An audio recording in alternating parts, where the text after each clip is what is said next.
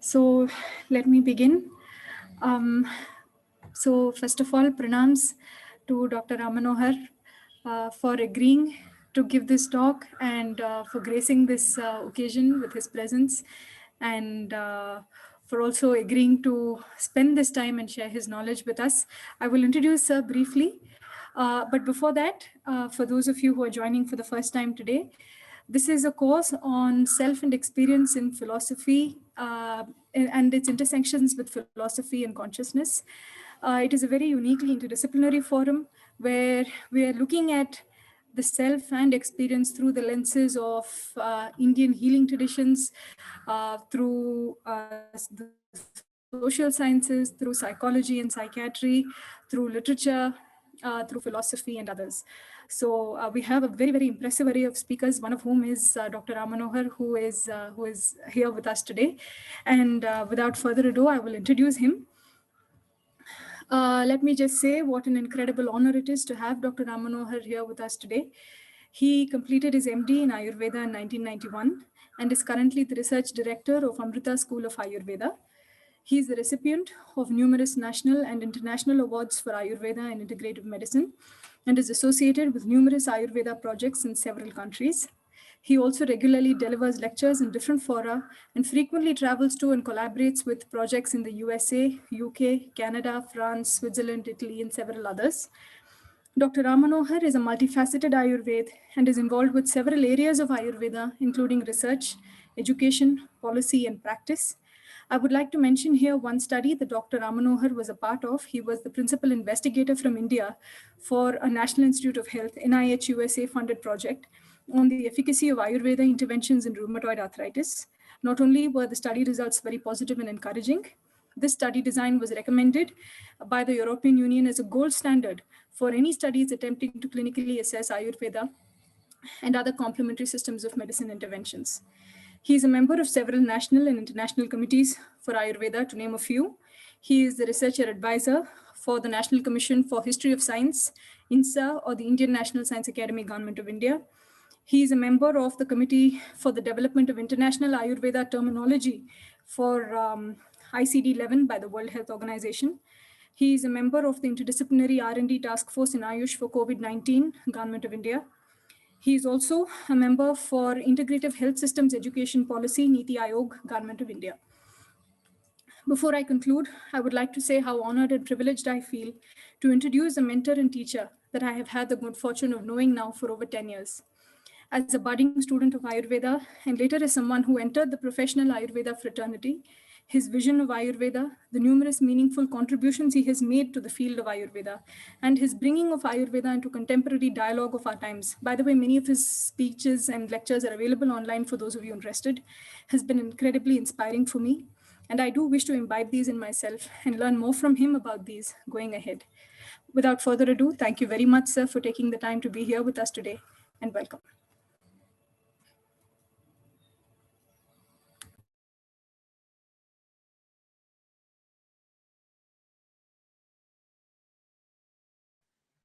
So, are we to start now? Sure, sir, please. Yeah, I'll just share my screen. Please let me know if you're able to see the slide. It's Is visible. the slide visible? Yes. Okay. So first of all, thank you very much for this invitation and also the warm introduction. I feel that it's a great honor and privilege to be speaking on this platform. And it's an equally interesting and philosophical topic that we are going to deal with today. This is not so commonly discussed in the mundane clinical practice of Ayurveda, but it is, of course, very important and a deep and profound, question relating to our existence about how Ayurveda deals with the experience of wellness and consciousness. So my discussion today is based on the canonical texts of Ayurveda, which date, few thousands of years before the Common Era. We do not know the origin of these texts the historicity or the historical origins is actually lost in the midst of time, because these texts were already well developed and structured and evolved in the form that we have them with us today. So it's a very ancient tradition, and has also undergone a lot of revisions, editions, and changes. But it is the belief of the Ayurvedic fraternity, core teachings have remained, changeless, as we call it the tattvas. Ayurveda has this three-tier structure of tattva, shastra, and vyavahara. The vyavahara are the practices which keep changing and adapting according to the needs of the time and the space. Then we have the shastra, which constitute the theoretical constructs, which also get refined from time to time. But behind the shastra is the tattva, which in one sense are the changeless principles in nature itself, and which is why Ayurveda considers them to be unchanging. It is the eternal laws or principles of nature that keeps inspiring the discovery of Shastra and Vyavahara in human life. So today we are going to discuss about consciousness and how Ayurveda, relates to this experience of consciousness in the context of wellness. And my discussions are mostly based on one of the classical Ayurvedic texts, the Charaka Samhita, which seems to have dealt with this problem much more elaborately than any other textbooks. And especially it is the Sharira Sthanam. Of course, this is scattered across the texts. It is one section, Sharira Sthanam, which deals, when you hear the word Shariram, we might think that this is about anatomy or the body, but Shariram actually covers the entire span of human life from birth to death. Sharira Sthanam is where the origin of the human body, how the macrocosm, gives birth to a microcosm, and how it evolves, grows, and finally, ends in death, the dissolution of the elements. So Sharirasthanam deals with this entire process, and it is in the first few chapters that consciousness, the role of consciousness in the expression of the individual personality, as well as in wellness, is described in detail. So if you look at Ayurveda, I want to start with this fundamental question. I mean, Ayurveda, as the word indicates, is the knowledge of life. It doesn't define itself as a healthcare system or dealing with disease and cure. Ayurveda looks at life in totality. And even the word Ayus, I mean, of course, we know the word Ayurveda comprises of two words, Ayus and Veda. Veda we broadly describe as knowledge, but with the word Veda, when you interpret it from its etymology, it is also quite complex. It indicates the entire process of knowledge building, from observation, analysis, conceptualization, and then verification. So the word Veda means four things: Satta, that which exists, that which we are able to experience; and Jnana, which means to conceptualize; Vichara, which means to analyze what is conceptualized; and Prapti means the other person also gets that same experience. So the word Veda means, conceptualizing reality based on individual experiences and transmitting this. So it denotes this parampara, which was called as the parampara of knowledge. Anyway, our focus is more on Ayus now, and that is where the whole concept of consciousness, the experience of consciousness comes in. And Ayus cannot exactly be translated as life, because if you look at the etymology of the word Ayus, it includes also this notion of death, because Ayus means that which comes to an end. So the word Ayus comprises both life and death. So life in that way in Ayurveda is portrayed as a journey towards death. And that is where this whole philosophical question arises. Is the goal of life then just to die?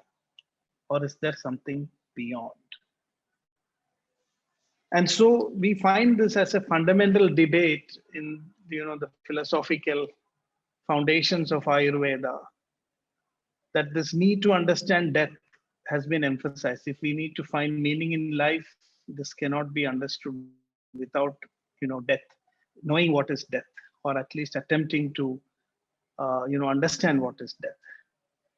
So in Ayurveda, we find that there is this question, and Ayurveda says that our whole outlook on life, even our levels of wellness that we can attain, depend on what philosophical position we take. It's interesting to see that these perspectives are also being studied today in the context of modern biology. This fundamental outlook on life, how it can even affect your genes, how it can affect your biology, how it can affect your longevity. Although these are still contended and there are debates about the validity of such studies, studies have shown that, belief in God, people who are religious tend to live longer. We don't know why. There are studies which have shown that people who have a higher meaning in life, who think about a higher purpose, who have what we call as a eudaimonistic approach to life, coming from the Greek philosophy, are able to down-regulate genes which are pro-inflammatory. And then it means they have lesser sickness and a host of problems that come from, chronic inflammation, than people who have a hedonistic approach to life, where in such people, they have a better ability, they have less ability to down-regulate. In fact, there is an upregulation of genes that control inflammation. So these are interesting studies that are beginning to emerge. There was also one study in which an Ayurvedic lifestyle meditation integrative approach was done in the United States, and they found that such a lifestyle is able to preserve telomere length, which is also implicated in, aging, slower aging. So Ayurveda has right from the beginnings, discussed these connections, because the goal of Ayurveda is to advise Ayushyani Dravya Guda Karmani. What are the factors that promote longevity? What are the factors that are antagonistic to longevity and good health? So Ayurveda begins with this fundamental question. Even the perception of what is there, after death, puts you into a philosophical framework, which is like, a background ideology. This is going to influence the way we live life, and also the way we age and get sick. So this is a very fundamental question here. And so Charaka Samhita puts forth this question as to whether one will continue to exist after death or not. And the text says that due to the intangibility of this experience,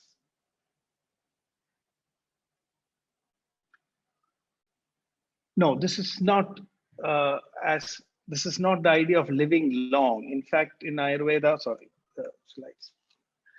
In Ayurveda, long life is considered to be a possible goal, but immortality means knowing that you are, in your core nature, consciousness. That is the only way to achieve immortality. The body is not immortal. So extending life, extending lifespan, extending health span has been a goal. But then the question arose, what is the point in living long? What is the point of life itself if everything is going to end in death, one day? And how much control can we have over this process?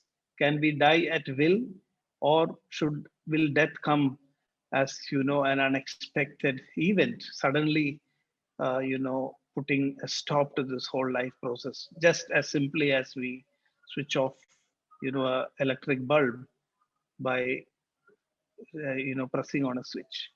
So this has been a debate, and the Charaka Samhita acknowledges that due to the intangibility of this experience, there are people who deny the possibility of life continuing after death. And there are others who take the word of authority and accept the existence of the individual after death. And Charaka says that this is a perennial debate, and the answer is not found. And the Samhita, the text says that there are some advantages of taking an Astika viewpoint. That is, there is some advantage in believing that life will continue, because this induces certain mindsets and also certain behaviors which are actually good for not only individual well-being, but also collective well-being. So in the end, Ayurveda advises us to take an Astika viewpoint, considering health benefits. Not that there is ultimate proof that life will continue after death, because it is lost in the debate of proof. It's not possible to provide proof. The one proof which Ayurveda says is that in certain stages of yogic practice, there is something that we can encounter, jati smaranam, or remembrance of past lives. But this is also a very subjective individual experience. It's not possible to objectify it. So the whole debate is on avoid a nastika buddhi, because it induces certain mindsets and behaviors that can affect your well-being, not only individual well-being, but also collective well-being. So this Astika position Ayurveda is very interesting, because we don't find a debate on whether God exists or not in our tradition. That was never a problem. It doesn't matter whether God exists or not, because if we don't exist after death, there is no use of God's existence. So the whole focus was on the debate of whether we continue to exist. So often the Astika position is translated as theism or theistic standpoint, which is wrong. Because even Sankhya system of philosophy, this Nirishwara Sankhya is there. It doesn't accept God in the sense that we know. The whole focus here is on our existence. So those who believe that the individual exists after death are known as Astikas. And those who believe that everything ends with death, they were called as Nastikas. So it is the continuity of the individual which made this whole divide. If we are going to exist after death, then we have to be accountable for our actions. We have to plan for not just one life, but lifetimes. And then there is a better way that we can, argue for dharma. And if people follow dharma, then it is more. Dharma means leading a life that is sustainable in the long run. So what Ayurveda points out is that unless we have an Astika viewpoint, we will not be able to adhere to dharma, because then dharma can come only by an inborn sense of compassion, or which may not be possible for everybody to cultivate. So when you think that everything is death takes away everything, and then there is nothing remaining, then it's more likely that you will be encouraged to adopt a life which is against the dharma. So that is the argument in the classical text in order to induce this idea of collective well-being and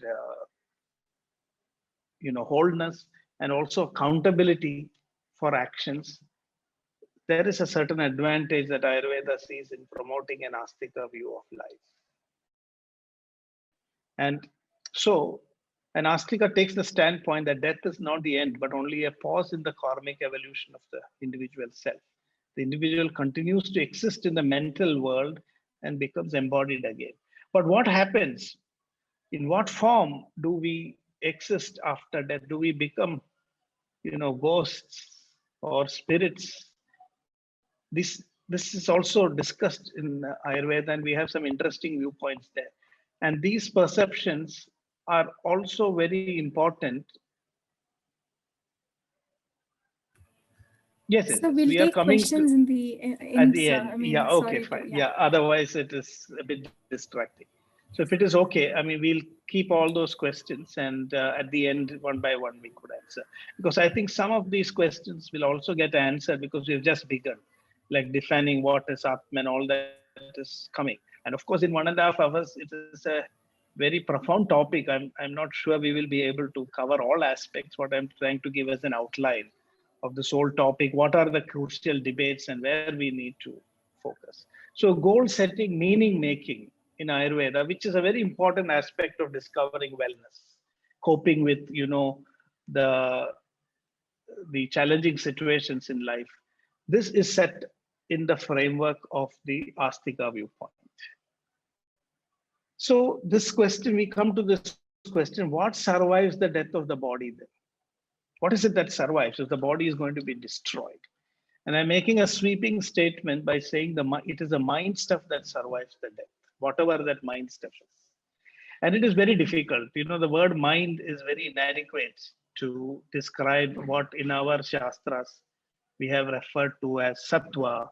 Even in Sanskrit itself, there are many words like manas, sattvam, chittam, ahankar, and there are many such terminologies. And mind is referring mostly to our conscious states of, experience. So I think there is some challenge in using English equivalents. So I use the term mind stuff to show that it is something much more deeper. I know that it is inadequate, but we will try to explain it.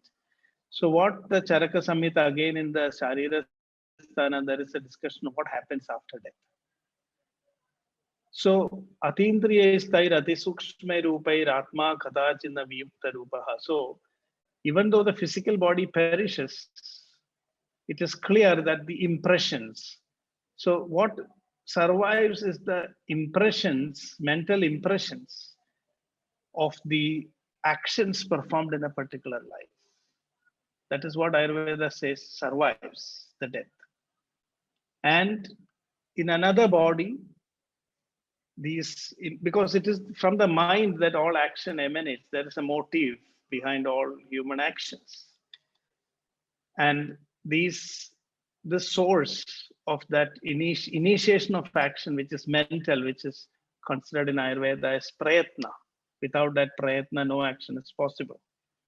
And all those imprints that come from previous actions is what prompts us to take new actions and new activities.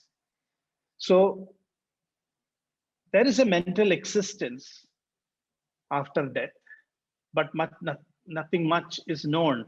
I mean, in Ayurveda, it has not been mentioned that there is a way to communicate with an individual in this mental state.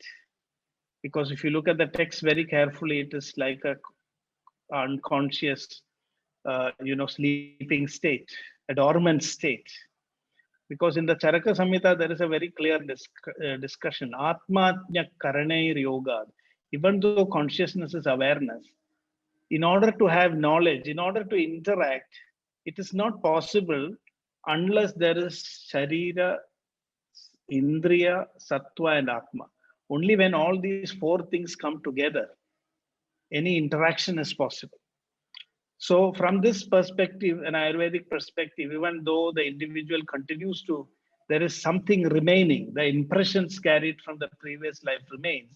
There is no way that individual can communicate without getting embodied again, because perception happens only when the Atma Manasa Samyujyate Mana Indriyena Indriya Marthena Tada Pratyaksham. Only when the self connects to the mind connects to the sense organ, and the sense organ connects to the sense object, only then this transaction is possible. So the individual remains in a dormant form with the impressions that has been created from a previous existence. And in order to work that out, till the mind, that prayatna, that motivation for prayatna is exhausted, which is possible to exhaust only with the help of a body, the individual continues to transmigrate. So what the Charaka Samhita says is that the individual remains in the mental world and is never disconnected from the imprint of past actions. In a seed form, the intellect, ego, and emotions.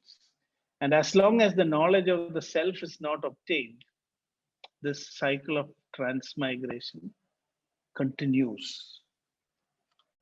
So this is, of course, a philosophical standpoint, and I'm just presenting it as such, just to explain the backdrop in which the study of consciousness becomes the subject of Ayurveda. So the text says that the mind is displaced from one body to another after death, just like a software. If you really look at this very carefully, with a modern analogy, it looks like it's just a software being transferred from one computer to the other. It is not the self. The Charaka very clearly says what we call as soul.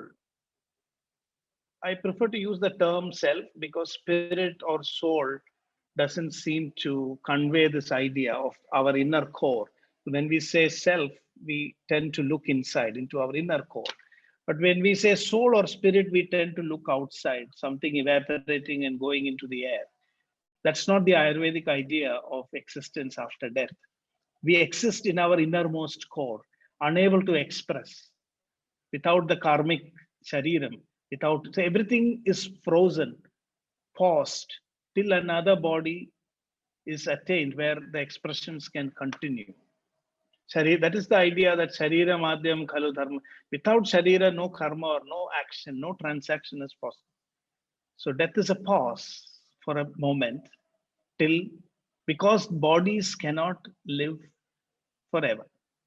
So the whole Ayurvedic idea is that is why longevity became a quest. So can we prolong, even though we cannot preserve the body forever, can we prolong the body long enough so that we can discover ourselves? So this is the whole focus of the concept of health in Ayurveda, and I will come into that more clearly later. So how this movement from one body to the other happens, manasa javite gacchati iti. The mind is displaced from one body to the other.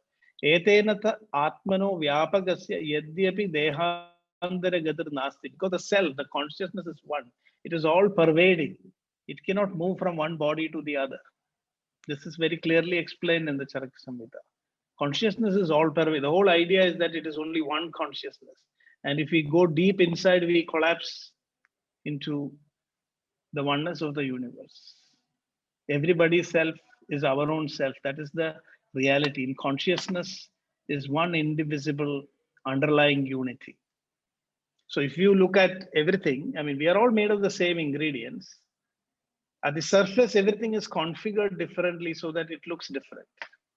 We are all made of the 4 nucleic acids. We are all made of the same organic elements, carbon, hydrogen, oxygen, nitrogen. So if we were to reduce ourselves to our constituents, there is no difference. It's the same. But the way we are configured brings all this diversity.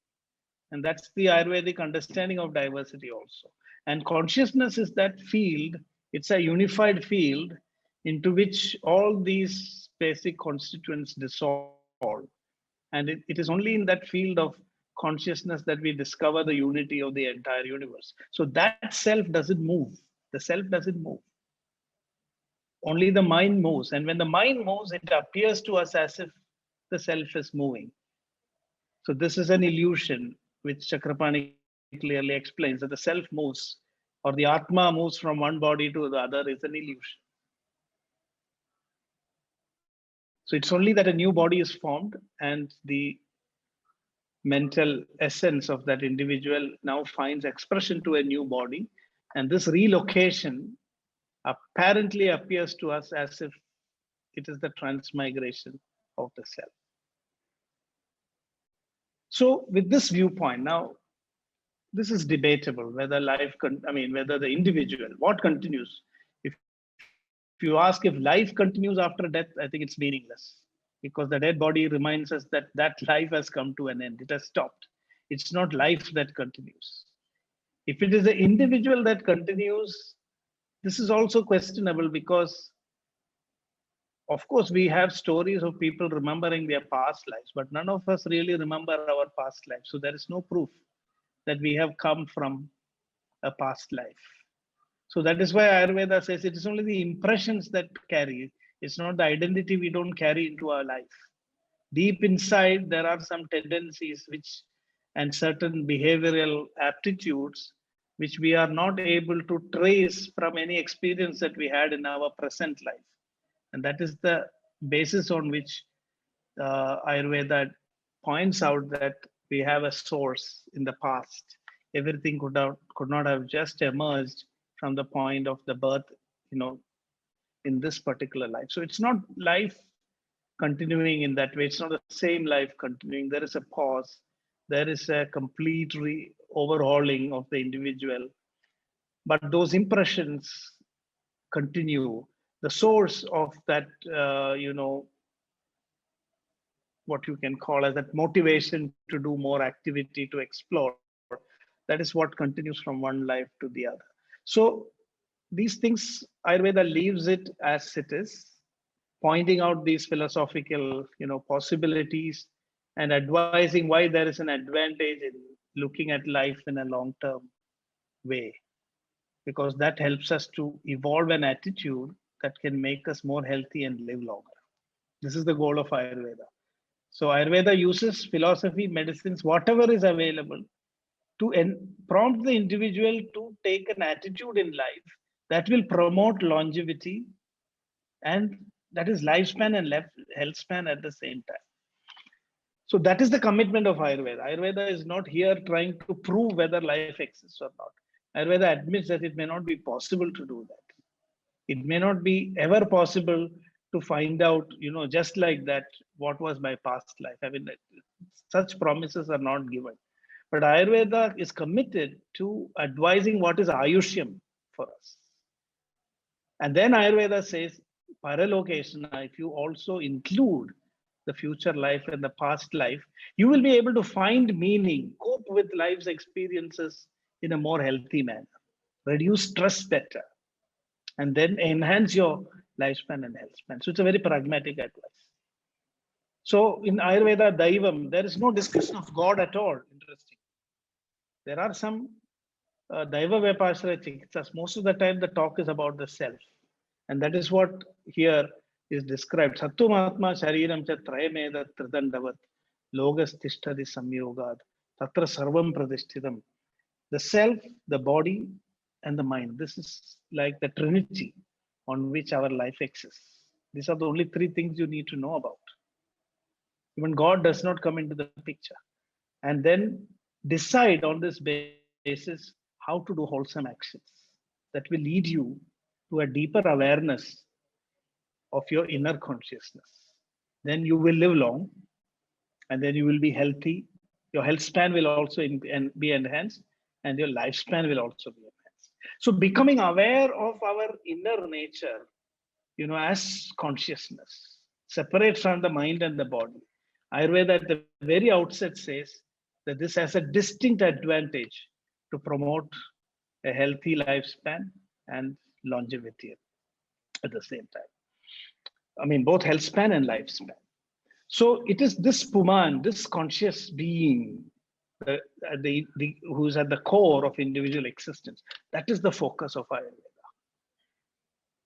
Health and all that, it's not the health of the body. It is a well-being of that person. Sapuman, Karma Purusha, the person who is entangled in the world of actions. His well-being is the focus of Ayurveda. His or her well-being. Not just, making the physical body stable or making sure that some, biomedical parameters are normal. That is not the Ayurvedic way of looking at health and well-being. This Karma Purusha, his stress, his klesha, how can that be handled? And when that is handled, Ayurveda says it has a reflection also on the physical body at all levels. It is this klesha, which is the bija of all diseases. So meaning making, looking at life, getting a philosophy of life, having a framework, this is equally important to cultivate health and well-being as medicines or, lifestyle, diet. All these things are there in Ayurveda. But fundamentally, Dhi Dhairya Atmā Vijnanam, we say, is the best medicine for the mind. So this understanding, this philosophy, thinking deeply, reflecting on it, and taking a standpoint is going to decide how you're going to live your life. So it is the nature of the mind to identify with the body, and this is called as Ajnana. The fact, I mean, this is what we are naturally inclined to. We think that we are the body. And so this is considered by Ayurveda as the inner klesha or the internal stressor. This is what creates constant anxiety and fear about death, because everything that happens to the body we think is happening to ourselves. So there are two possibilities. The mind is considered to be the interface between the body and the self or consciousness. The mind, if it is linked to the body, then we have body consciousness or Ajnanam. And we think we are born and we are dying. On the other hand, if the mind identifies with our inner consciousness, then that is called as Jnanam. And then we realize that there is only one self that manifests differently in different individuals. Sarvalokam Atmanya Atmanam Sarvaloke Samamanu Pashyata Satya Buddhi Samutpadyade. So developing this Satya Buddhi is what Ayurveda calls as ultimate healing. This is called as Naishtiki Chikitsa. Unless you get this Naishtiki Chikitsa, this pain or suffering cannot be removed for once and for all. So Charaka Samhita asks this question: when does Vedana come to an end? And in yoga and in moksha, Vedana comes to an end. Only when you realize that. So yoga is also that linking to that inner self, connecting to your own inner self, resting the mind in a higher or deeper consciousness is what is also yoga according to Ayurveda. Ayurveda in Charaka Samhita alone makes this link. And this is called as the state of immortality. And this is the only state in which fear of death can be conquered. So Ayurveda tells very clearly that the body is mortal and death is inevitable. All that you can hope for with the body is a health span and lifespan. If you get that, that's the greatest blessing. Shatayur Vaipurushan, 100 years is the maximum that you can expect. And this is called as Kala Mrityu or timely death. So Ayurveda divides death into two, Kala Mrityu and Akala Mrityu. When that inevitable damage of the body, where you are able to live a full life and die with awareness. This in our tradition has been called as Dehatyagam. You don't die, you discard your body with the awareness of the self. If any other death is called as Akala Mrityu, Ekottara Mrityu Shatam. Most of the time we die without awareness. And when life is snatched away from us, it is called Akala Mrityu.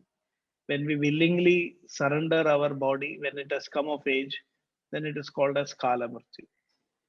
And that Kala Mrityu is also immortality, that is called as Amritam. And even the Trayambaka mantra, this Mrityunjaya mantra is not a prayer for immortal existence. It says, Urvarukamiva bandhanat mrityor mukshiya. Just like a cucumber that is ripe falls from the mother plant. Let me also die in a similar way, not prematurely. So only premature death is to be avoided. Timely death cannot be avoided. And the whole goal in Ayurveda is how to discover this awareness of the inner self or consciousness, which is called as Amrita. This has been very often misunderstood, that Ayurveda is a path to immortality. Here, it is not at all related to the body. Immortality here means the understanding that deep inside we are consciousness, because we are witnessing our mind as well as our body. The body which is continuously changing, which is recreated, which is dying and being reborn again and again so many times in the course of one lifespan. There is the unchanging witness to this whole process. And when the mind catches the presence of that witness, that is when Ayurveda says we attain Amritattvam or immortality, which is different from health or long life. Because health is also very fragile. How long can be one healthy? Only for few years in our life, we are in the pink of our health, as they say. The rest of the time, we are either struggling to reach there or we are declining. So it's only a very short period that we can be healthy.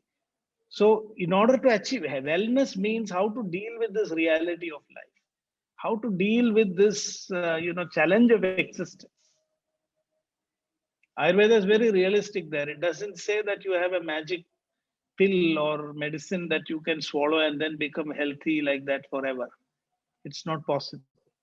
So you have to cope with the challenges. And coping is a very important, strategy for achieving wellness, especially when health is failing, strengthening the mind. developing that mental resilience is one of the ways in which you can achieve wellness. So we'll come to that.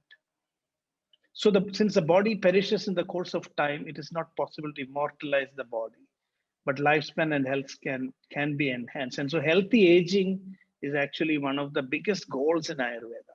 And that is why Ayurveda says wellness and experience of consciousness. One of the greatest outcomes of such a practice is healthy aging. So in healthy aging, it's not that your body is still healthy. It will have some handicaps.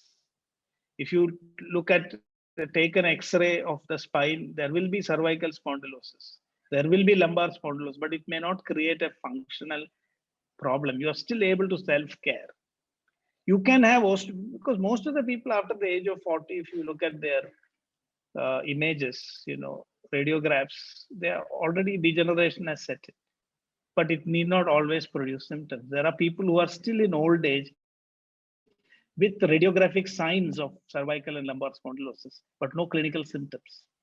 They have limitations. They cannot run or jump like a young person, but they are still self-reliant. They can do self-care. And that is extremely important according to Ayurveda, that we age in a healthy manner and we are mentally healthy and stable. This was considered so important. And without the knowledge of, without practicing that awareness, without yoking your mind again and again into the deeper core of your inner being, the consciousness, it's not possible to age healthily. This is a very fundamental concept in Ayurveda. We have this Acharya Rasayana, which is, a healthy lifestyle and philosophical approach which helps you to age successfully. This is so beautifully explained in the classical Ayurvedic texts. So ability to care for oneself, preservation of cognitive abilities, and this is what Ayurveda considers healthy aging. You cannot compare the health of an old person with that of a young individual. Definitely there will be abnormal, parameters, structural defects, but still the individual will be able to self-care, because in the Indian tradition also, that was the age when these old people took to sannyasa or vanaprastha. If they cannot self-care, it would not have been possible. Today, instead of sannyasa or vanaprastha, we have old age shelters where these crippled and helpless people in the old age are, thrown. Whereas in the older tradition, that's what Ayurveda is visualizing, is people are voluntarily moving out of active life and caring for themselves with all cognitive abilities intact. So immortality is the understanding that one's true nature is the self, consciousness or Atman, and the body is the instrument of action, and that action comes from prayatna of the mind. And that prayatna, that inner urge which makes us to keep acting, seeking, goals in life, is the net result of all actions performed in the past. And this is called as a karmic entanglement. And in Ayurveda, there is no really punishment, or it is only a process of learning. Because Ayurveda considers the mind to be, of the nature of rajas, tamas, and sattva. This is how the Trigunatmaka Manas Ayurveda visualizes. And the goal is to bring rajas and tamas under the influence of sattva. And a mind that is dominating in sattva guna alone is able to identify with, the deeper consciousness. So we must live a life in such a way. And so even the physical actions Ayurveda has given as an advice, how to, I will come back to that concept also, how to lead a life that leads you to the experience of your deeper consciousness and thereby achieve wellness. That is the goal of Ayurveda. So for that, how can our mind be freed from the clutches of rajas and tamas? I don't know if I should explain something about rajas and tamas, or everybody here in this audience would already be aware of it. So maybe you could briefly just say what it is. Yeah. These are all very abstract concepts. They're not so easy to explain, but we could consider these as different phases through which the mind continuously alternates. In one moment, the mind goes blank. There is no awareness. that is called as tamas. In one moment, the mind is now projecting itself outside, trying to act. So tamas causes withdrawal, rajas causes projection. But in rajas, there is no clarity of perception. So you are seeing something and trying to understand what it is and preparing to act based on that understanding. That state of the mind is called as rajas. And in the third moment, there is clarity. So it's just like you are sitting, relaxing, withdrawn. Suddenly there is a stimulus from outside and you try to respond to that. And there is some moment in which you are trying to make out what is happening and then trying to accordingly react. But in the third moment, there is a possibility that you become fully aware and understand what is going on. Then your action will be appropriate. But if your mind is mostly in the tamasic and rajasic mode, then the understanding will be wrong. And either you don't act, which is an act of omission, which comes from tamas, or you respond wrongly to a situation, which is the result of rajas. So if everything ends in sattva, tamas and rajas are necessary because they actually modulate this whole process of response. But it is the absence of sattva, it's a clouding of sattva by rajas and tamas, which Ayurveda considers as harmful, which leads to wrong actions and entanglement in the world of karma. So, right from diet to how you respond to different diurnal variations, circadian rhythms, the seasonal changes, all these things modulate the function of our mind. How can we activate sattva guna so that all our actions are based on clear understanding of the situation? Because if we had no tamas, we couldn't rest, we couldn't sit. If we had no rajas, we couldn't be active. There wouldn't be any emotion. So all these three are necessary. But the thing is, it is sattva that comes as that moment of focused awareness. So we are trying to study a topic. If we are tamasic, we would want to withdraw. Our mind will not be able to focus attention on it. If we are rajasic, we will get engaged, but still the clarity will not be there. But in the tamas sattvic state, the mind is clear. We get a clear understanding. These processes are described mostly in terms of analogical, explanations. So when we are tamasic, it's almost like a completely dark room where we are not able to see anything.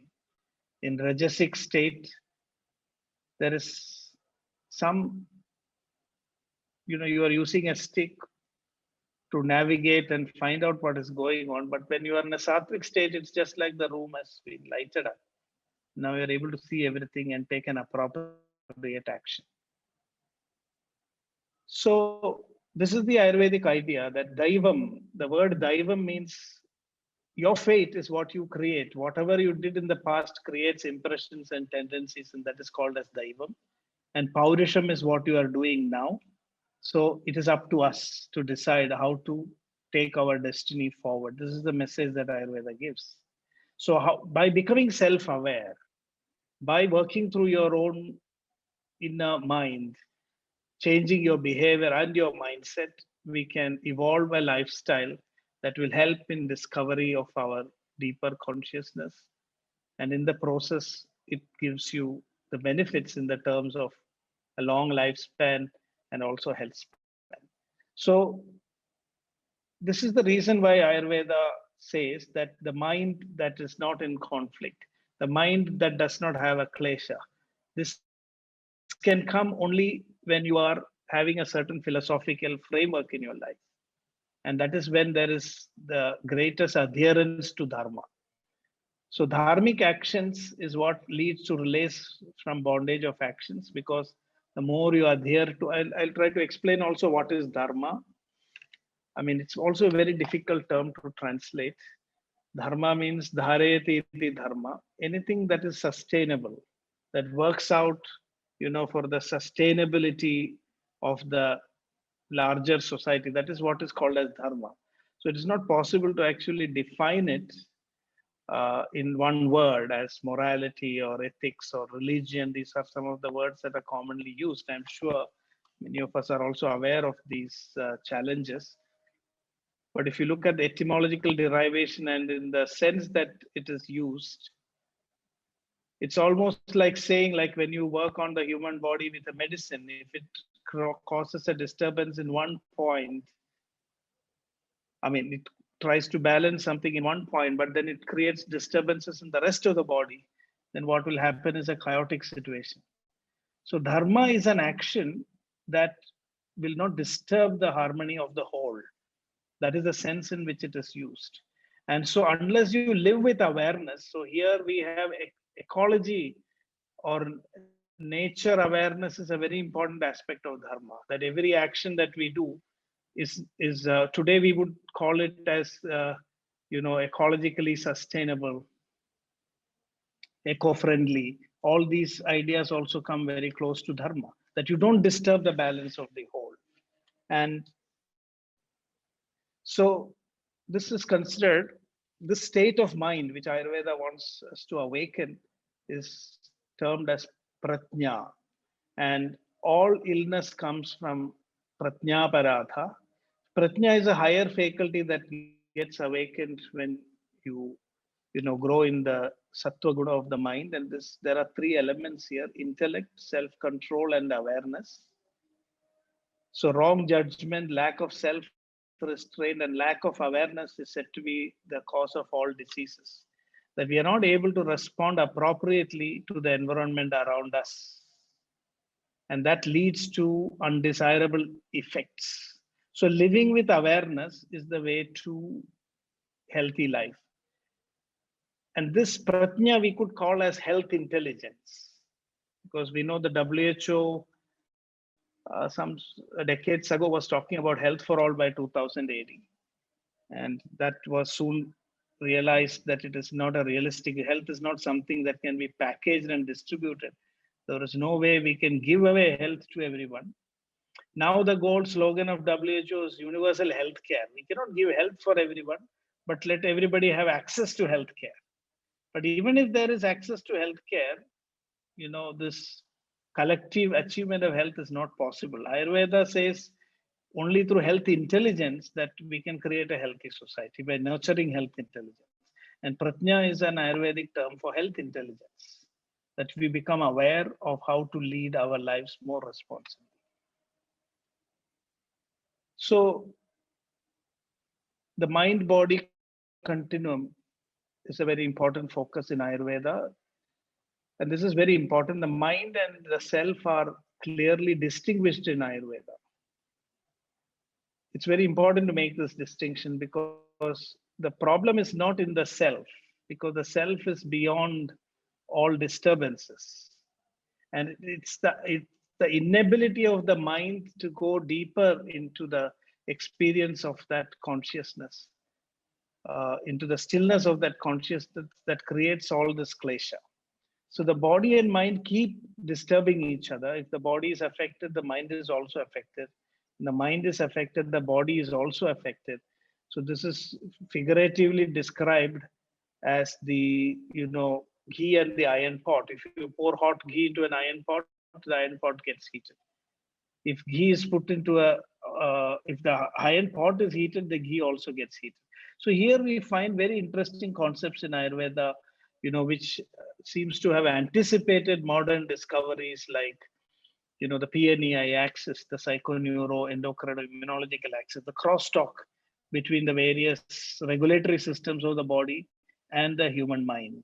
How, there is a crosstalk and how one influences the other. So physical stress can adversely affect the mind, and that is why, of course, we say health. That is also recognized in Ayurveda. But very interestingly, what Ayurveda says is that when the metabolism of the body is optimal, then there is a positive impact on the mind. And here we get a very interesting definition, aushadha, that which awakens consciousness through a burning transformation. So I think this is here where Ayurveda and Vedanta, there is a distinction, because in Vedanta, we do have this idea of our deeper nature as consciousness. But then it is through only the process of manana that this is achieved. Whereas in Ayurveda, we say that by adopting certain practices, it is possible to transform the body. Even the way your metabolism happens is going to decide whether we are going to get that experience inner experience of that higher consciousness. So Aushadha, Osho Nama Rasa, Sosyam Dhyate Yatad Oshati. So Osha means our rasa, the essence of the digested food, which is burning, transforming. And Aushadha is that which facilitates this transformation so that the or a higher consciousness is awakened. So Ayurveda is the Ayurvedic word for medicine. But the goal of this medicine is not just to cure a disease, because that is only one step.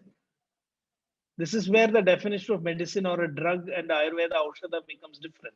In Ayurveda, that medicine should not only remove the disease, but facilitate the restoration of metabolism, the transformation of physical energy, stabilization of the mind, so that that higher health intelligence, so that higher awareness is actually awakened. This makes the whole concept of the pharmacology of Ayurveda very complex. So in Ayurveda pharmacology, the medicine acts not only at the physical level, but the mental level and also so-called spiritual level, because Atman is immutable. Medicine cannot affect the Atman, but by creating the matrix of the body and mind, making it more suitable for the expression of a higher consciousness. The medicine seems to apparently work also at that level. Food also, according to Ayurveda, works at all these three levels. So if we have to look at from this framework, Ayurvedic pharmacology, it cannot just explain what happens at the body to the body, what happens to the mind, and whether how does it help us to relate to our consciousness? Do we become more, dense in our consciousness after taking medicines? Will we have a tendency for suicide, which is a side effect of many Western medicines, which is visha, which is poison used in small doses? Well, there is nothing wrong in doing that for medical purposes. The long-term use of such medicines can have a very negative effect on the quality of our consciousness. And this is very much important in Ayurveda, that medicines should not affect the quality of your consciousness or your awareness. So the mental health, when the mind is peaceful, it does translate into harmony at the physical level. There are visible effects on various physiological parameters like heart function. Ayurveda was one of the first medical systems to show this correlation between the heart and your deeper consciousness. Chakrapani clearly says it is not that consciousness is located in the heart. It is not that your mind is there in the heart or it's very evident that the mind is in the region of the head, in the brain. But Ayurveda pointed out that your heart is the organ that most profoundly responds to emotional states. Ati chintanat dukha veshadva hridayameva puidyate nanyadangam. And today modern cardiologists are telling us that an emotional, outburst can even cause a heart attack. There is a condition called as Takotsubo cardiomyopathy, which was discovered in Japan. And people become sick, their heart takes on the shape of a pot. Takotsubo is a kind of earthen pot which is used in Japan. And it is in Japan because usually when we are sick, we don't take radiographs to find out how our heart looks. But for some reason in Japan, they did a study and they repeatedly found that whenever a person is profoundly grief-stricken, the heart changes its shape. And this is called as broken heart syndrome or Takotsubo cardiomyopathy, which can also be life-threatening. But usually, if we are able to cope with that problem quickly and come out of that grief, then the heart reverses to its normal shape. So it's transient. So the heart seems to be resonating to your emotions. And that is why Atmā hridayam ashritaiva, it's as though the self is connected to your heart, not really there. And this modern cardiologists are calling this as a metaphorical heart and the physical heart. And at some point they overlap. And what's interesting is that if you are happy also, if you are overwhelmingly happy also, there is Takotsubo cardiomyopathy. If you win a lottery and you become shocked out of happiness, that can also kill you. But the difference is that Now the heart changes its shape in a different location. So the shape is different when you are happy. And that is what in our traditions in Ayurveda also we say we should neither be too excited nor be too depressed. Ananda is in between.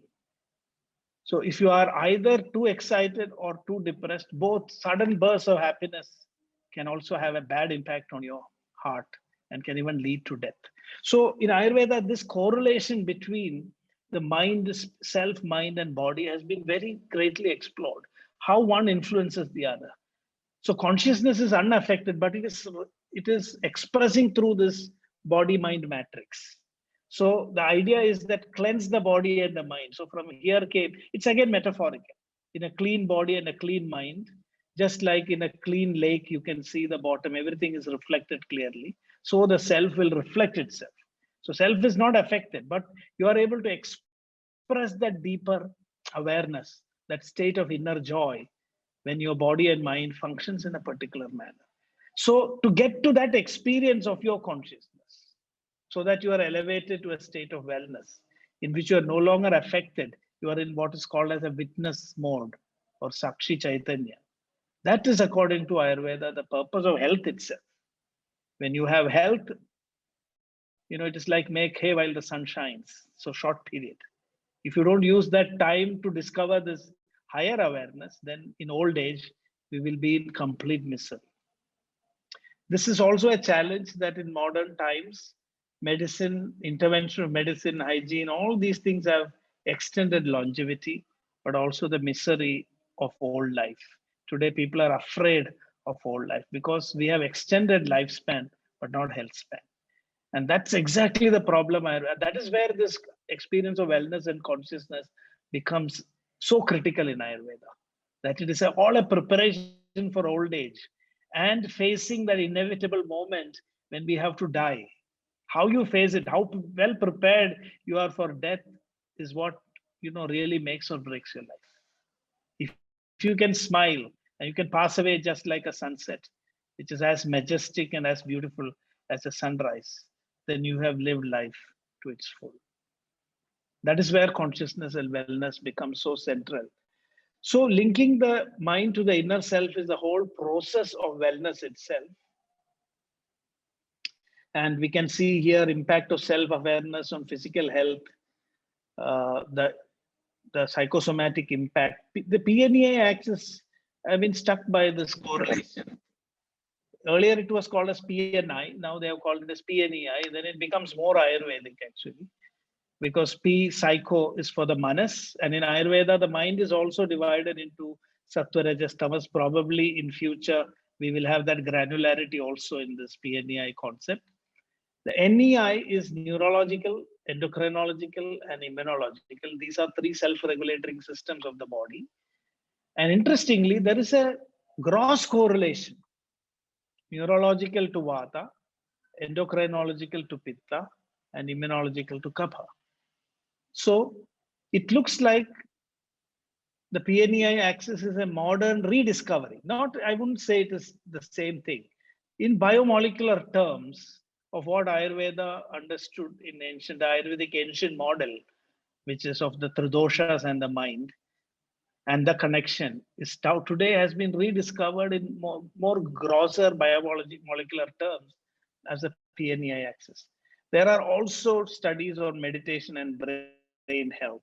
In fact, even reading certain scripts like Devanagari scripts or chanting, which Ayurveda also advises, is known to have effect on the mind, which has been discovered as Sanskrit effect by Italian scientists. There's still debates that this could be achieved by memorizing other languages also. I'm not going into that controversy. I'm just talking about practices which Ayurveda has advised, whether it is Sanskrit or any ancient script, whatever it is fine. The thing is that even those minute practices which can have an impact on your brain and then alter the state of your consciousness and perception has been recognized. So meditation and autonomous nervous system, breathing, how we are all in what is called as a sympathetic overdrive, our sympathetic nerve, because of this internal klesha or stress. And Ayurveda says if you don't find meaning in death, then you will have stress. There will be a sympathetic overdrive. Your sympathetic nervous system will be hyperactive. That is the inner klesha. So in Ayurveda, even the massages, there was a study by a Japanese scientist. He used this Shirodhara. He was a modern medical doctor, but this study happened first in Japan about 10-15 years ago. He created a robot to conduct Shirodhara, which is, dripping oil on the heads in a very particular rhythm and in a particular flow. And this is done continuously for a period of time. And he fitted so many sensors and other devices to this robot to find out what happens to the body and mind of the individual. And he found that at the end of this whole process, the individual, there is a deep parasympathetic shift in the individual. There is a shift from the hyperactivity of the sympathetic nervous system to a parasympathetic nervous system, which means there's deeper relaxation. And so if you look at it in this way, a lot of practices mentioned in Ayurveda trying to work through the body because Vedanta tells just by discrimination, know that you are the self. That is very challenging, because if you sit for meditation, your mind is just a chaotic, explosive, bin of disturbing thoughts. So Ayurveda tells that there is a practical way of doing it. The way you work on your body, the way you deal with your mind, the way you deal with your life can slowly create that platform on which there is a relative calmness in your mind, from where the leap, the jump into the inner field of your deeper consciousness becomes much more easy. So that's how Ayurveda looks at it. So health I'm is very sorry to interrupt, sir. Yeah. Sir, it's 4:35. I think there are a lot of questions. Everyone is waiting to interact with you. Yeah. So I'll just finish in the next few minutes. I'm almost done also. Sure. Just in 2 minutes, I will continue. So the physical health is not permanent, and coping and meaning making, these are just, final concluding points. So in Ayurveda, it's not just that Ayurveda never tells that it never guarantees you can always be healthy. Diseases are curable, incurable also. So coping is also a very important way to achieve wellness. Sukha samjnaka. So ayu, arogyam, saukyam, life, health, wellness. All these three things are very clearly defined. Health is distinguished from wellness. So health is more, physical well-being, but wellness is saukhya from the mind, where you are accepting in a state of acceptance and coping.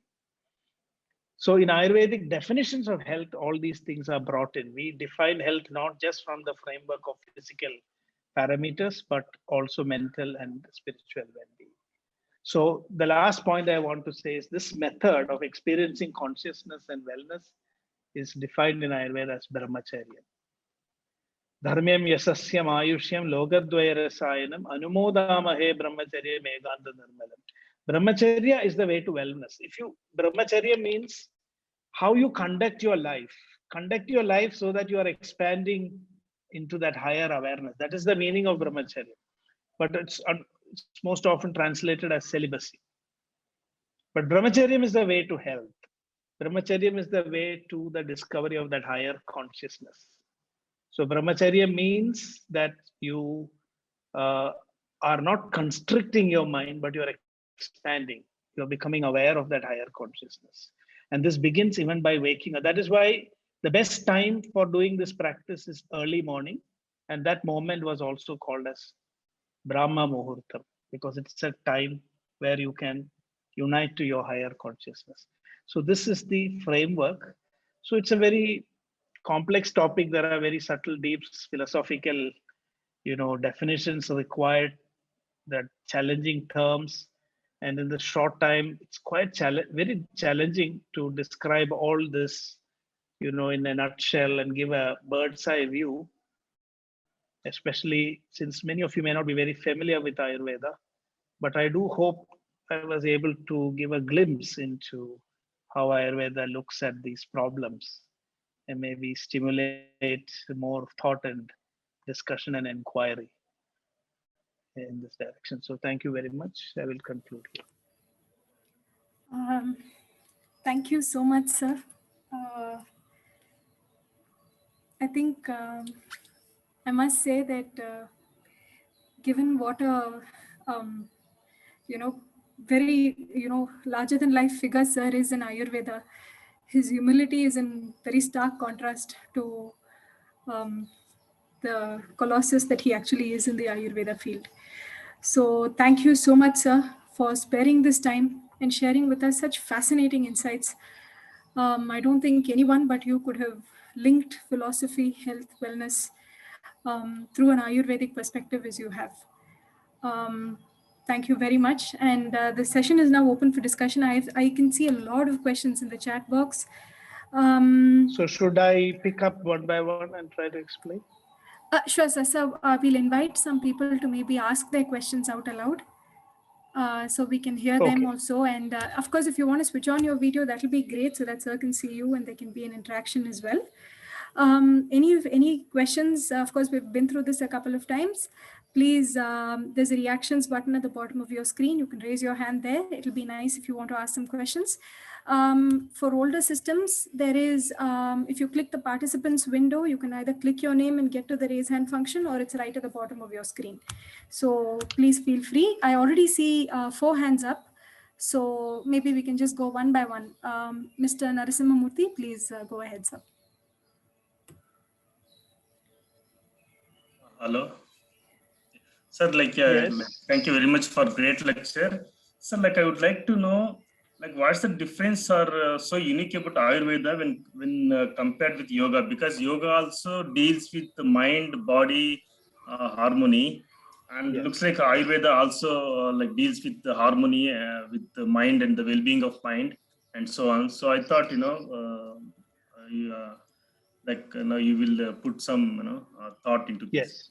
Thank you, sir. Yes, in fact, it's a very important question. And today, a lot of people discover Ayurveda after entering into yoga, which I think is like putting the, cart before the horse. The old purpose was that everything happens in a krama. So Ayurveda is the Shastra Prayaschitta. It is a compensation. When you have got entangled in karma or you have lost that higher ability to discriminate, you end up doing a lot of unwholesome actions. And Ayurveda is trying to take you out of that ditch and prepare you for yoga. So, in Ayurveda, we have cleansing procedures which are called as panchakarma. In yoga, we have the Shat Kriyas. Both are cleansing. But the thing is, the Ayurvedic cleansing procedures are for more of the gross, accumulations in the body. And because prana is a more subtle energy. If your body is full of impurities, if you do pranayama, Ayurveda, with this one point, I can show the correlation. I was surprised as a student when I read passages in the Ayurvedic text saying that if you do pranayama, you will get mentally ill. There will be pitta disturbance, vata disturbance, and you will go insane and there will be problems. So I thought whether Ayurveda and yoga is in conflict with each other. Why should such a reference be there? But later I understood that what they are trying to imply is that unless you have prepared your body for yoga, which is a big danger that is happening today, people are entering to yoga even without, it has made so widely available that preparation is lacking. As I told, Vedanta is taking you to that final stage where with a discrimination, you're discovering the self. But there's a lot of preparation that needs to be done. You have to work on your body. Before you start yoga itself, you need yama and niyama. To practice yama and niyama, you need a certain sattvic state of the mind. And Ayurveda, with all these practices, with its diet, medicines, lifestyle, brahmacharya, it is taking to a point where you're ready to start yoga. So Ayurveda ends where yoga begins, or yoga begins where Ayurveda ends. So one runs into the other. So that is the core relationship, because Ayurveda also says that it's only in yoga that you are able to overcome this pain, this klesha of existence. And that Ayurveda prepares you for yoga, and yoga prepares you for that ultimate, awareness of the universal consciousness. So I hope that answered your question. Thank you, sir. Thank you. Sir, there are a couple of more hands up. So can we just listen to a couple of more questions and you can decide? Sure. Thank you. So I think Ms. Vishakha Sen has a hand up. Please go ahead. Good afternoon, sir.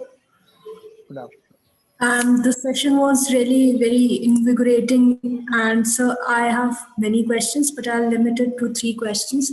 The first is, can we have a comparative study of Upanishad, Brihadaranyaka, and a few more with Ayurveda? Because your answers and ideas were as if answers to my queries that aroused when I was working on my thesis, when I was comparing Western and Indian self. So can we do a comparative study? Because a lot of questions were answered during your discussions today. Second question related to pharmacology. There are many students who are studying pharmacy. So, my 2 questions are interrelated. Like just now you said, yoga is, I think, incomplete without practice of Ayurveda. So how far today in contemporary lifestyle of Indian people, uh, how can we incorporate it in our lives first, and also how students, are there any courses, is the government or the higher authorities, as you, one of them, are coming up with few courses for students and younger generations so that they can adapt or at least learn, if not adhere to these new, of course not new, but important principles of our very own Indian lifestyle. So even in pharmacy, if we can suggest to students, if they can adapt some courses, if it is available out there, and how, and yes, of course, how can we incorporate in our modern life? Of course, not as products, Right. but as lifestyle and principles, as you said. Thank you, sir. Thank you so much, Ms. Vishakha. Could you, I forgot to request whoever is speaking, if possible, just briefly introduce yourself so sir also knows who you are and what your background is. Can I request? Yeah, sure, go ahead. So I am working on my thesis, The Idea of Self in Sudhir Kakkar's Psychoanalytic Theory and Literary Hermeneutics from the Department of English, University of Lucknow. And in this, I compared Indian self with Western self, that is Freudian self and Upanishadic self. So sir's ideas today were helped a lot in bringing clarity to my own findings. Thank you, sir. Thank you, ma'am. Thank you. I see another question from Ms. Vani. Please go ahead. Thank you very much. So today's talk was really amazing. My question is very similar to Ms. Vishakha's question actually. And I just wanted to ask that how can we incorporate like the Ayurvedic system at school level? Because right now how the modern science is taught, modern anatomy is taught, but not the entire framework of Ayurveda or these concepts of health and well-being are not taught in schools. So how can this be incorporated? My introduction is I'm currently, I've completed my MTech in biological sciences, and I'm working as a research assistant in cognitive decision neuroscience. Thank you, Ms. Vani. So I think the questions will be collected first and then answer later. Sure, sir. If it's possible, just 2-3 more questions and then I'll hand it over to you, sir. Sure. So, okay. I see Varun, please go ahead. Please ask your question. Yeah, so my question is regarding the readings that, first of all, I have 2 questions. The first is about the reading that you suggested, which is Philip Goff's Galileo's Error. So there is this idea of cosmic cosmopsychism, which is a form of panpsychism, in which more or less it conveys the idea that there is universal consciousness and there is one entity of that consciousness. It's not fragmented or it's not dualistic. So, but the major problem with that idea is that how does individuation happens? How does that consciousness, universal consciousness, gets individuated in ourselves? So how do you see, Ayurveda as a knowledge system? How do they conceptualize this idea of cosmopsychism? And, concomitant question is that how do we, as you said, that self is not mind. There is a difference between mind and self. And self is something which is inner part of the inner nature of consciousness. So is self a sort of a substance which is sort of a different from the matter or the body, or are they entangled? And just a small other question: how is that mental impression that survives death, as you formulated, how is it different from the notion of rebirth in Buddhist scriptures? So how is Ayurvedic notion of mental impression that survives, how is it different from the Buddhist notion of rebirth? So yeah, thank you. Thanks, Varun. Could you just briefly introduce yourself also? Hello, I am a PhD scholar and at Jawaharlal Nehru University, the Center for Political Studies, School of Social Sciences. Thanks. So just quickly 2 more questions and then I'll hand it over to sir. One question from Sunil Kumar, please. Sir, briefly after you introduce yourself. Yeah, I had just 2 simple questions. One was the self you talked about is similar to the Advaitic notion of Brahman. And secondly, what Ayurvedic practices apart from, say, meditation and moderation are practically feasible, since you mentioned the main focus is to reach the core stillness of our being. So those are my 2 questions. Okay, that's it. Thank you. And the last question by Ms. Shraddha. Please go ahead. Please introduce yourself, ask your question, and maybe we'll wind up with that.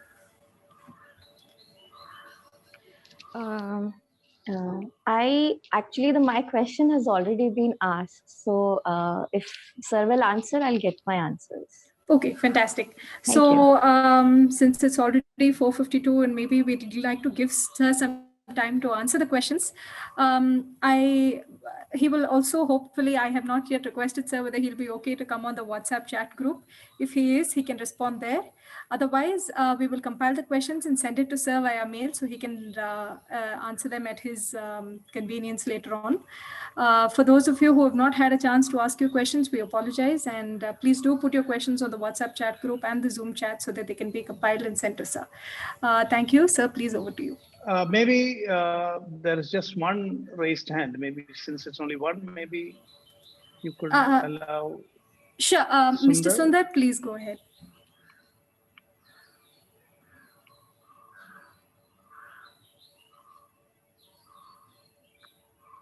Sir, you're on muted. Yeah. So I just wanted to ask whether we can frame the one of the goals of Ayurveda as being in control, or in a voluntary sense, of being able to the journey from one life to the other, or whatever, from one life, being in control of that your destiny. Would that be a way of phrasing it? I mean, not just of handling your, being aware and in being control of oneself to the last stage. Would that be a goal? Okay, got it.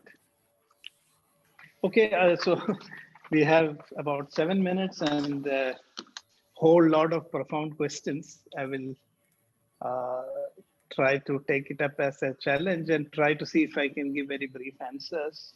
So Vishakha Sen had asked 2 questions. One is about whether it's possible to do a comparison between Ayurveda and the Brihadaranyaka Upanishad.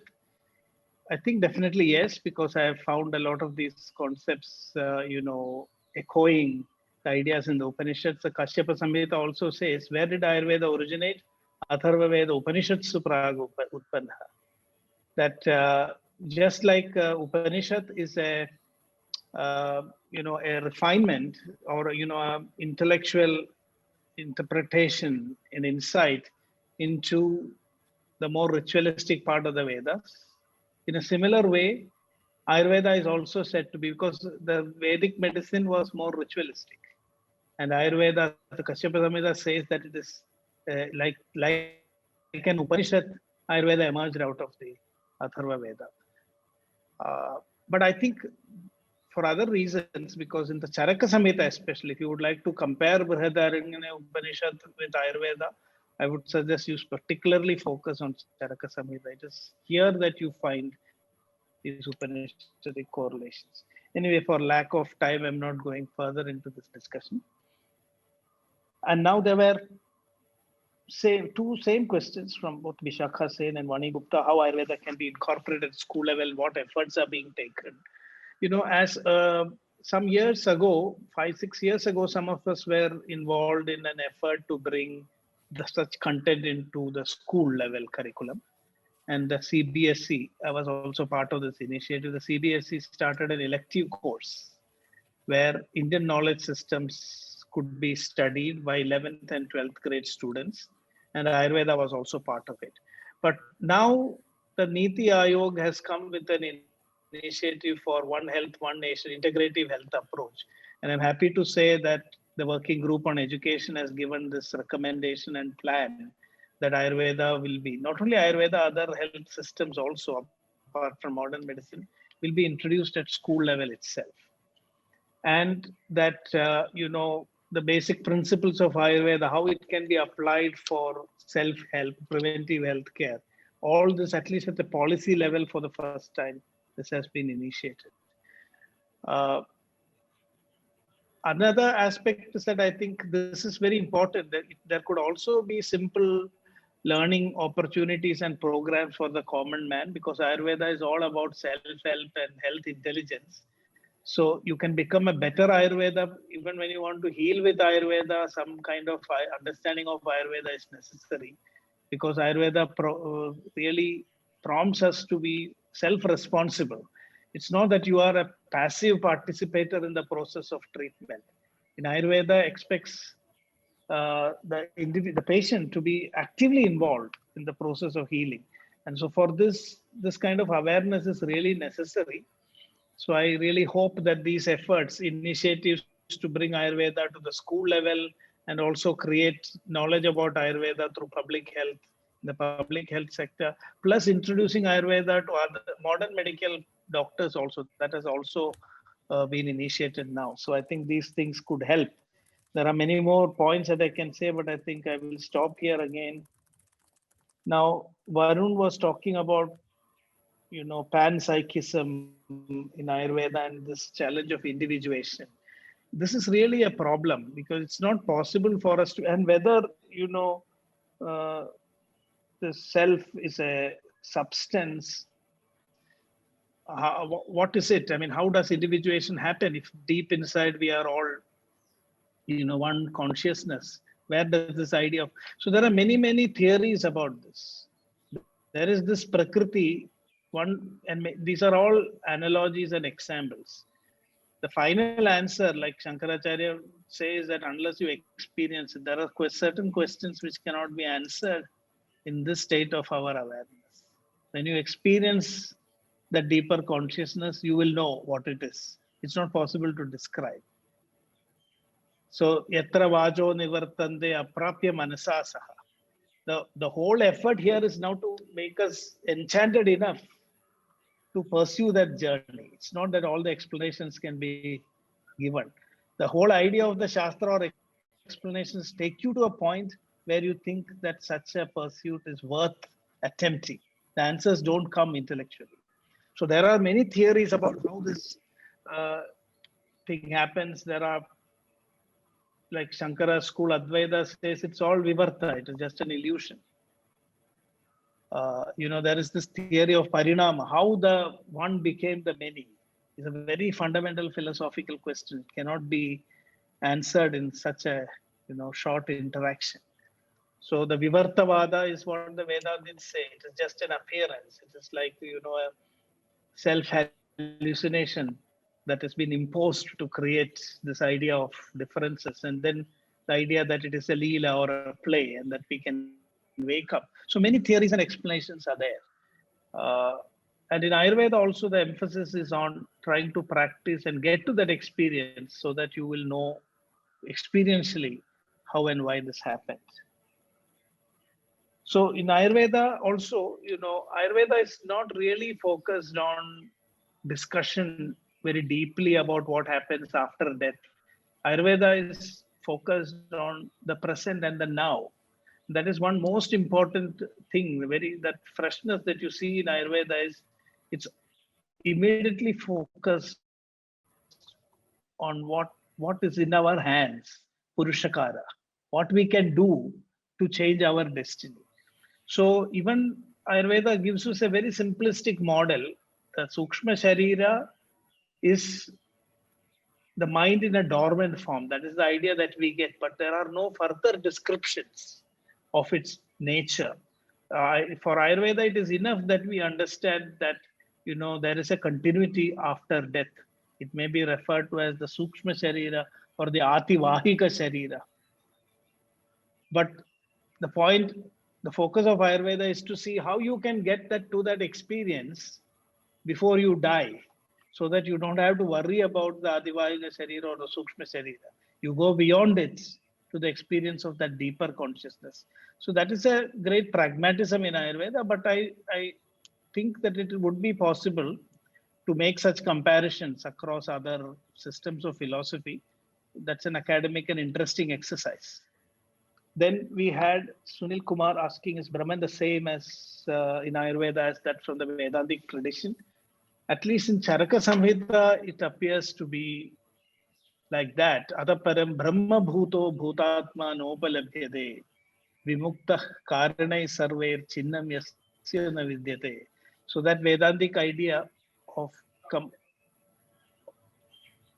complete dissolution in Brahman as the universal self and the Bhutatma as the individual self, that seems to match with the Vedantic idea of Advaita, which you can see only in the Charaka Samhita. When it comes to Sushruta, it is more focused on the Sankhya philosophy. This idea of one universal self is not so pronounced in Sushruta Samhita.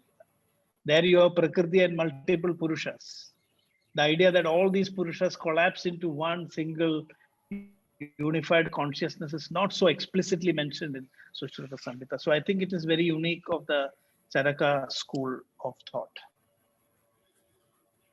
And then the question about what is practically feasible today.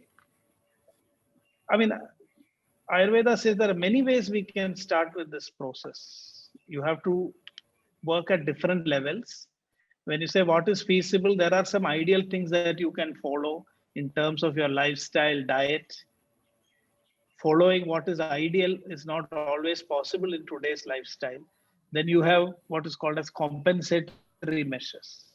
If you do things that are harmful, then you can minimize damage control. That I think is one of the ways in which Ayurveda can be applied today, because people may not be able to find it easy to switch over to an Ayurvedic lifestyle overnight. But if we become aware, where are we making the mistakes?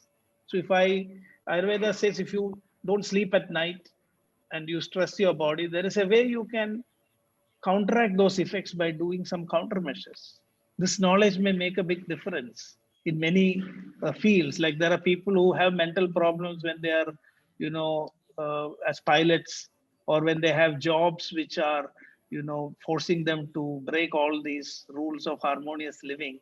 There, I think the compensatory measures can, help. And it is a slow process. In Ayurveda, we say, like, I don't want to go too long because we don't have time. Like, for example, ideally eating once a day is what Ayurveda recommends. But eating twice a day is also another option. In fact, if you want to be a Sadopavasi, if you eat twice a day, you don't need to take any fasting. Now, suppose you cannot do that. If you want to eat thrice a day, then Ayurveda says, please fast at least once in 2 weeks. Now you cannot do that also. Then if you want to eat 4 times a day, then you must fast at least once in a week. So this flexibility, this framework of allowing you to, extend yourself at whatever level you are, and slowly showing a path to slowly evolve into a more disciplined and strict way of living. I think that is the strength of Ayurveda. It's very flexible here. It is individualized. So I believe that we can find some piece of advice, like the Bhagavad Gita says, at the na shaknosi kartum madhyogam ashrita. Krishna tells, if you cannot do this, do this. If you cannot do that, then at least do this. So probably that would be the practical part of Ayurveda, where Ayurveda says nothing is possible, at least do this. That kind of advices could be the starting point to bring Ayurveda into our lives. So a simple advice, like if you start adding pepper to turmeric, turmeric will become more beneficial for us, because turmeric without pepper is not absorbed. So it's a small tip. So many small things like that could be a starting point. The last question, control of volition, one of the goals. Yes, Ayurveda says being in control of oneself. This is called as Swami, Swasta. Being with oneself is definitely taking control of your own destiny in your hands. That is the message Ayurveda gives. Atmanameva manyeta kartaram sukha dukkhayo. This is Charaka Samhita telling us, consider you yourself to be the responsible for your own joy and sorrow. Tasmat shreyaskaram margam pratipadyeta natrased. Don't be afraid. With your own volition and will, choose the path that is right for you. Don't blame this ghosts or pitris or rakshas or devas or planets. From an Ayurvedic point of view, astrology is a big psychology, because when we cannot take up the blame for ourselves, we put the blame on planets. That is the psychological trick of astrology. But Ayurveda tells us, take the blame on yourself. You are the master of your own destiny. Bali purushagaro hi dravyam daivam apyati vartade. With strong human effect, there is no destiny that cannot be changed. So the question is, if everything was predetermined, there is this question: then why Ayurveda? If everybody's disease, illness, death was already predetermined, if there was no Kala Mrityu, there would have been no reason for Ayurveda to exist. Ayurveda exists because we can change the course of our destiny. So I think I tried to answer all these questions in the short time, and I hope it was helpful. Thank you so much, sir. Once again, I think you'll see the chat box is inundated with a lot of messages. And I think some people are even saying that they would like a separate lecture on how Ayurveda can be incorporated into lifestyle. And the truth is that Rammanohar sir could actually speak about a very, very wide range of things. So in fact, you could talk about research and you'll see a very different side to him. And if he spoke about the Charaka Samhita, there'll be an entirely different facet. So when I said he was multifaceted, I mean, I absolutely meant that. So thank you very much, sir, for taking this time. Once again, sharing your knowledge with us. It has been an honor to listen to you once again. And on behalf of everyone, I thank you. This is my personal thanks to you. I now hand it over to my colleague, who's also a doctoral scholar at NIAS, who's working under Professor Sangeeta Menon, Niharika Sharma. She's been in charge of the Zoom controls, and she's the person whom we thank for everything going so flawlessly. So because I don't know if there'll be anyone to thank her, thank you, Niharika, for the Zoom and everything. And I now hand it over to you. Thank you, Dr. Busha. Sir, I fall short of words to say how grateful I am for this lecture. Being an Indian philosophy student, it was fascinating, and I'm still in awe of how well you connected Ayurveda with other philosophical schools and how easily you could do it. So thank you so much for such a profound lecture. And it was a great privilege for us to hear you, sir. And I think we could have gone more hours and listened to your knowledge, but we were running short of time. But thank you so much for such a great lecture. I'm actually falling short of words here. So I'll just thank you once more, sir. Thank you, Dr. Pusha, for coordinating the course and also introducing such a eminent scholar and a gem in the field of Ayurveda to us. Thank you, Meera, for your back-end support, Ashwini and Abhishek for always being there. And a special thank to Professor Sangeeta Menon for planning and organizing this course and actually giving exposure to all the participants and us coordinators to actually listen to such eminent scholars. And thank you everyone for joining with us for each lecture. We hope to see you in the upcoming lecture also. The WhatsApp groups are open for discussions and questions. So thank you so much. Have a great evening. We'll see you next Monday.